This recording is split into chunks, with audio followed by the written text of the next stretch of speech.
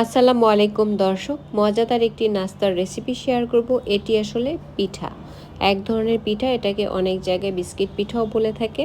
তো এই পিঠাটা কিন্তু চায়ের সাথে যেমন খেতে মজা লাগে, তেমনি বাচ্চাদের টিফিনের জন্য কিন্তু দারুণ একটি আইটেম। খুব সহজে যদি কোনো নাস্তা তৈরি করে নিতে হয়, তাহলে কিন্তু এই নাস্তাটা আপনারা বাসায় যে কোনো সময় খুব অল্প সময় তৈরি করে নিতে পারেন। আজকের এই পিঠা তৈরি করার জন্য প্রথমেই আমি একটি মিক্সিং বলে নিয়ে নিব 2 কাপ ময়দা।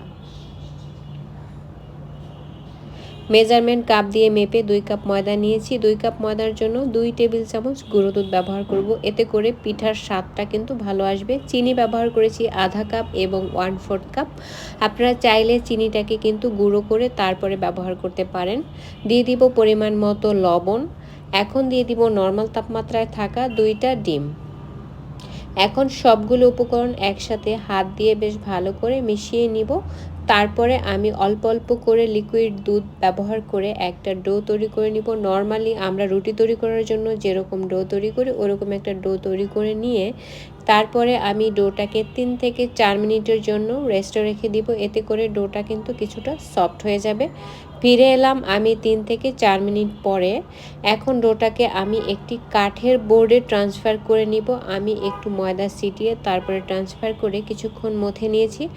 এখন ডোটাকে 2 ভাগ করে আমি 1 ভাগ দিয়ে একটা বড় সাইজের রুটি বেলে নিব। আর নর্মালি আমরা যেরকম মোটা করে রুটি তৈরি করি, তার চেয়ে কিন্তু একটু মোটা করে এই রুটিটাকে তৈরি করে নিতে হবে। আর আমার রুটিটা কিন্তু ইতিমধ্যে তৈরি করা হয়ে গিয়েছে। এখন বিভিন্ন ডিজাইনের যে কাটারগুলো রয়েছে, সেইগুলো দিয়ে আমি আজকের এই পিঠাগুলোকে কেটে নিব। এতে করে পিঠাগুলো দেখতে অনেক বেশি সুন্দর হয়। একই পদ্ধতিতে আমি বাকি যে অংশ ডো রয়েছে, সেটা দিয়েও বড় সাইজের একটা রুটি বেলে নিয়ে পিঠাগুলোকে কেটে নিব। ইতিমধ্যে আমার সবগুলো পিঠা কিন্তু তৈরি করা হয়ে গিয়েছে। এখন আমি এই পিঠাগুলোকে ভেজে নিব। আর আজকের এই পিঠাগুলো কিন্তু অবশ্যই ডুবো তেলে ভাজতে হবে। এর জন্য চুলায় একটি প্যান নিয়েছি। প্যানে নিয়ে নিব পরিমাণ মতো তেল। তেলটাকে বেশ ভালো করে গরম করে নিয়ে তারপরে পিঠাগুলোকে একটা একটা করে তেলের মধ্যে দিয়ে দিতে হবে। আর উল্টে পাল্টে তারপরে গোল্ডেন কালার করে ভেজে নিতে হবে। অতিরিক্ত আঁচে পিঠাগুলো ভাজলে ভেতর থেকে কিন্তু কাঁচা থেকে যাবে। মিডিয়ামের চেয়ে একটু লো ফ্লেমে আজকের এই পিঠাগুলোকে ভেজে নিতে হবে।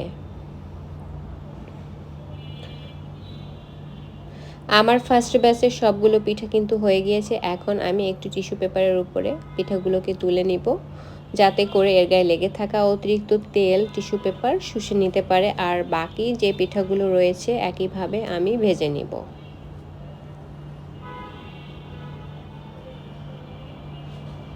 কথায় কথায় আমার কিন্তু সবগুলো পিঠাই ভাজা হয়ে গিয়েছে। এখন গরম গরম চায়ের সাথে পরিবেশন করে নিব।